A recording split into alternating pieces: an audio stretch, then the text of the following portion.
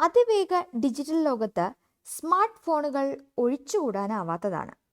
എന്നിരുന്നാലും battery life ഇപ്പോഴും ഒരു ആശങ്കയായി തന്നെ തുടരുന്നു. ചാർജിംഗ് ശീലങ്ങൾ ബാറ്ററിയുടെ ദീർഘായുസ്സിനെയും പ്രകടനത്തെയും സാരമായി ബാധിക്കുന്നുണ്ട്.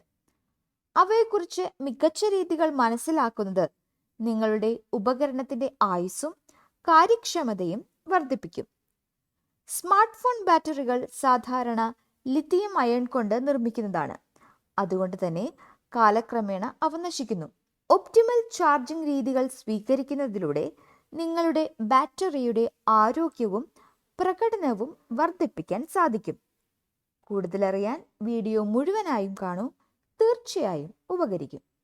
ലിഥിയം അയൺ ബാറ്ററികൾ ഇന്ന് മിക്ക സ്മാർട്ട് ഫോണുകളിലും ഊർജം പകരുന്നു.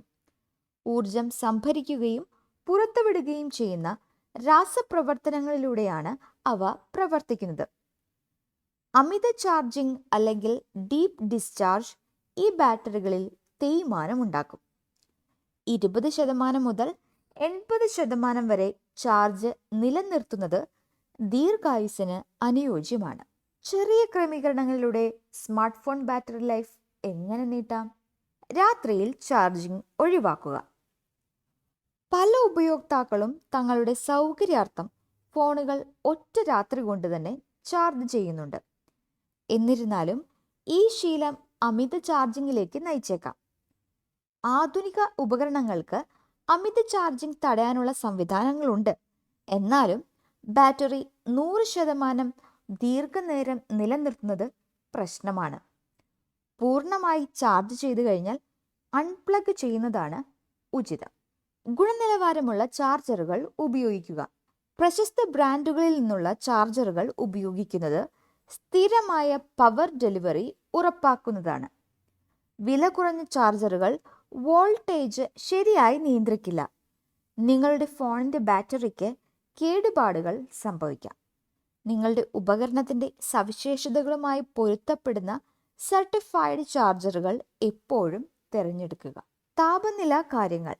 ബാറ്ററികൾ ടെമ്പറേച്ചർ തീവ്രതയോട് സെൻസിറ്റീവ് ആണ്. ഉയർന്ന താപനില പെട്ടെന്നുള്ള ഡീഗ്രഡേഷന് കാരണമാകും.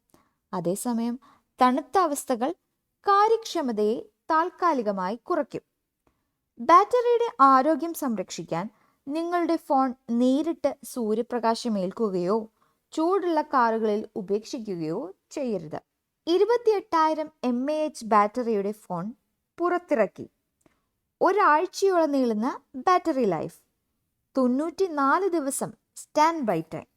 ബാറ്ററി സേവിംഗ് ഫീച്ചറുകൾ പ്രവർത്തനക്ഷമമാക്കുക. മിക്ക സ്മാർട്ട് ഫോണുകളും ബാറ്ററി ലാഭിക്കാൻ മോഡുകൾ ഉണ്ടാകാറുണ്ട്.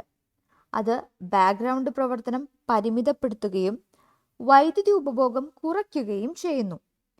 ബാറ്ററി കുറവുള്ള സന്ദർഭങ്ങളിൽ ഈ ഫീച്ചറുകൾ സജീവമാക്കുന്നത് ഇടയ്ക്കിടെ ചാർജുകൾ ആവശ്യമില്ലാതെ ഉപയോഗം ദീർഘിപ്പിക്കാൻ സഹായിക്കും. ഫാസ്റ്റ് ചാർജിംഗ് സൗകര്യപ്രദമാണ്, എന്നാൽ സാധാരണ ചാർജിംഗ് രീതികളേക്കാൾ കൂടുതൽ ചൂട് സൃഷ്ടിക്കുന്നുണ്ട്.